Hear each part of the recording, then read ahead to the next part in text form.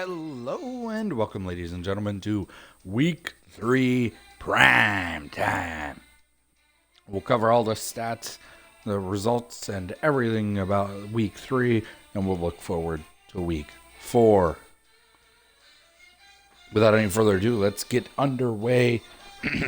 We look back at the Titans at the Jaguars playing on Thursday night. It was a good close game, 16-13. The Jaguars prevail just barely over the Titans. Jaguars walk away victorious. No interceptions for either quarterback, 1 TD for Drew Brees. The Bengals would travel up to Buffalo to take on the winless Bills. The winless Bills, winless no more. They come out victorious in what turned out to be a pretty good day for Tom Brady. 345 yards passing, 3 touchdowns. Jared Goff having an average day. We'll see him next week. The Lions would travel into the city of brotherly love to take on the Philadelphia Eagles. The Eagles would prevail. 245 yards passing, 2 touchdowns, 2 interceptions, but it did not hurt the team in the end. Cam Newton walks away victorious for the Eagles. The Jets would travel up to Foxborough to play New England, something that we're not accustomed to seeing. New England losing at home. This is why this is the KiFL. Phillip Rivers having a day. 226 yards passing, 3 touchdowns. Brissett having a day as well, but the big factor here, 3 interceptions. You're not going to win a football game when you turn the ball over like that. Next up, we have the Raiders traveling up to Minnesota to take on the Purple People Eaters. It would be the Vikings who would come away victorious, 30-24. Carson Wentz, 268 yards, 3 TDs, 1 interception. Heck of a day for him. Winston, 2 touchdowns. It was a good day for him as well. Certainly better than we're used to seeing out of him. Next up, we do have the Ravens traveling out to Kansas City to take on the Chiefs. And it would be the Chiefs that walked away victorious with this one, a 31-24 final. Very interesting to see that Mitchell Trubisky and the Chiefs would beat Patrick Mahomes and the Ravens. So Patrick Mahomes not able to beat his now former team. Following that game, we did have the Falcons travel up to Indianapolis to take on the Colts. And it would be the Falcons that walked away victorious in a very close game that saw Robert Griffin III, who is coming into his own this year, certainly was not expected. 381 yards, 4 touchdowns. Kyler Murray, 281 yards, 2 TDs, 1 interception, and that could have been the entire story of the game right there.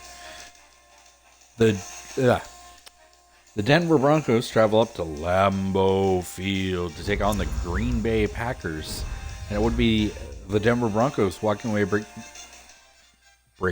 victorious as Teddy Bridgewater throws for 273 yards, 3 TDs, and 1 interception. Deshaun Watson, 280 yards, 2 TDs, 1 interception. Following that game, we did have the Dolphins and the Cowboys. That was our televised game for the 1 o'clock time slot. And it was Miami that walked away victorious, 22-7. Aaron Rodgers finally getting his win this year. Actually, I think they won last week. They did win last week. 165, 2 TDs, 1 interception. Baker Mayfield, more passing yards, less passing TDs, a lot more interceptions. Dallas falls to 0-3 on the year. Will they get a victory ever?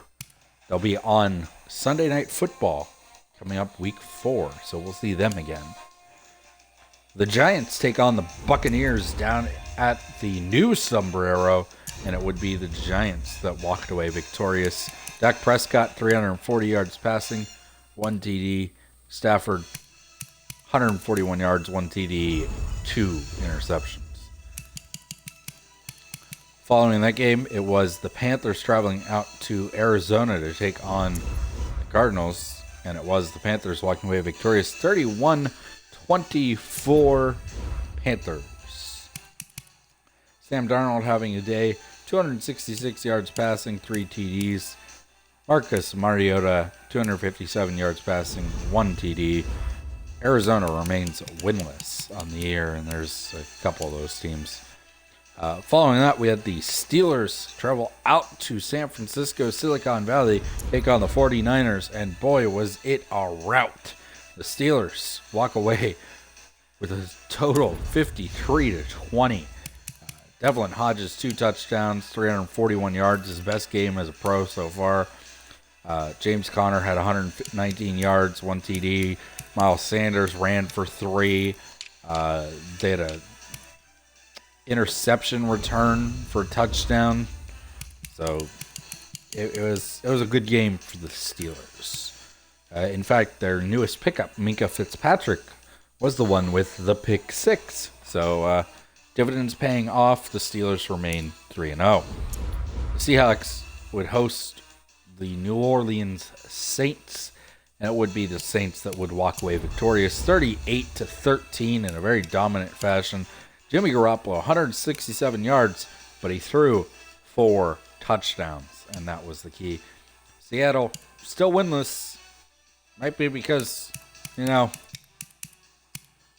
or Minshew's passing ratio represents the team's win-loss record currently in this game. 0-3, 0 touchdowns, 3 interceptions. That would leave us with the last game at the 4 o'clock time slot. The Texans would travel all the way out to LA to take on the Chargers. And it would be the Chargers walking away victorious. Ryan Tannehill, 2 touchdowns, 4 interceptions. Ryan Fitzpatrick went down with an injury. Tannehill was able to go if they needed him. They didn't want to start him, but he was available. And he did end up having to get into the game. So, Tannehill, not able to get it done. Josh Allen, 291 yards passing, 1 TD, 1 interception, 4 interceptions. My God. All right. Following that, we had what had to be the weirdest game I've ever watched, seen, or anything. The Rams would travel up to Cleveland to take on the Cleveland Brownies. And it would be Cleveland that walks away victorious, but boy, was it weird. You had a safety in the first by Cleveland. The Rams get a safety in the second. Then there's a field goal. And then Cleveland gets a touchdown and a field goal. And you end up with 12-5. And what had to be one of the weirdest score lines I've ever seen. Good game, though. Finally, Monday Night Football would see the Bears travel to the nation's capital to take on the Washington Redskins. And it wasn't even a contest. Tyrod Taylor, 114 yards passing, no touchdowns, no interceptions. Lamar Jackson, 160 yards passing, no touchdowns, 1 interception. This game was predicated on the run for Chicago. Both Melvin Gordon and Tarek Cohen had a great game for each. That covers all of the week 3 matchups that we saw. We'll now take a look at the standings. And you can see there are now 6 teams that are still undefeated. The Jets, Giants, Jaguars, Saints, Broncos, and Steelers. Quite a few teams that have 2 wins, a few teams that have 1 win. And then, of course, Texans, Patriots, Seahawks, Titans, Raiders, Cowboys, and Cardinals all have yet to figure out how to win a football game this year. On the stats side of things, we'll take a look first at the players of the week, and it was Robert Griffin III, and I'm not surprised at that. Le'Veon Bell, very good, and there's your defensives. Offensively, the Steelers are now 8th, I believe. Yep, which I think they were last week, so no surprise. The Colts doing well as well. Defensively, the Rams take over the top spot, just barely over the Saints. And so with that, we will look forward to week 4, and we'll see you guys for Thursday night as the Ooh. What is it? Eagles take on the Packers. All right. Thank you guys for joining us, and we'll see you next time.